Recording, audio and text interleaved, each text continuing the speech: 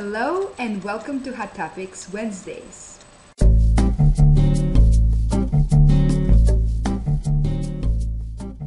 I'm extremely excited about today's post because today I have a special guest speaker.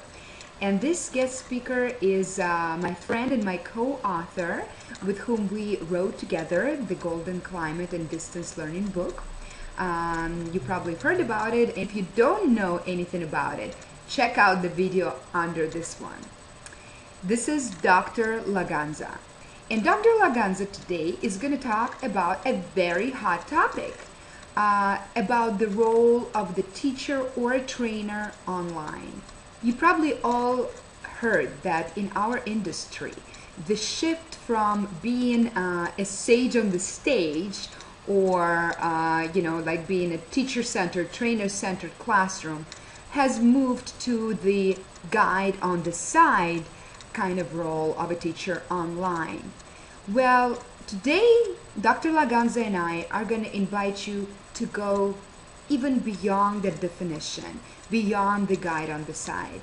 And let's see what you think about it. Yeah, hi everybody. Today we're going to talk about a notion that's come into distance learning over the last few years called the guide on the side, the teacher's role as the guide on the side. First of all, let's talk about why this role came into the literature or why it came into the way that we talk about teaching and learning online. It's that the teacher stopped being the center of attention and was trying to help learners have their own experience without too much interference from the teacher.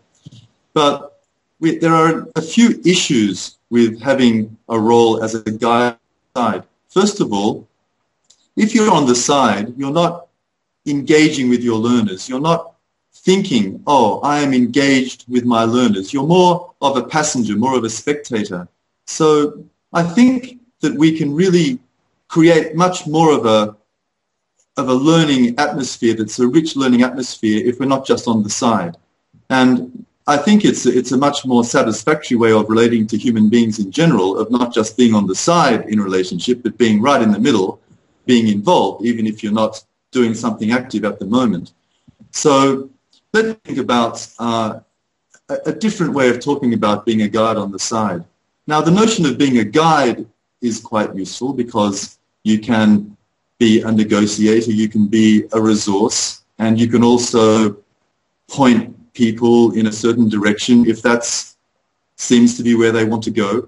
But a guide is also problematic if it's a role that is too directive. I think we can move away from the directive guide to a guide that asks more questions, a guide that's more there as a resource with a certain knowledge in the area that the learner might or might not want to benefit from, and leave more space for the learner to bring something into that learning experience, so that as a teacher, we're not just directing the learning experience, but we just create a space in which the learner can bring in their creativity, can bring in their ideas, can bring in the project that they'd like to work on.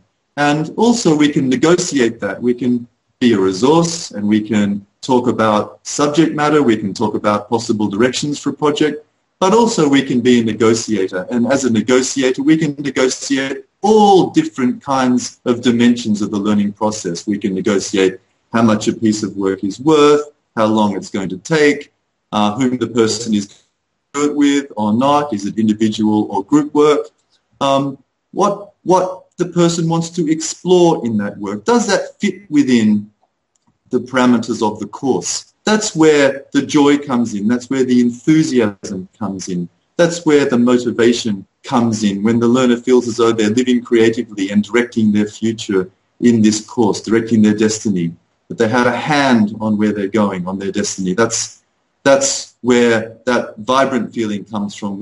So the notion of teaching and learning that Dr. Kostina and I are talking about is an interrelational notion of teaching and learning, that we need to be aware of the relationship that we've created with each learner, of the quality of that relationship, and of making space for the learner to be in that relationship.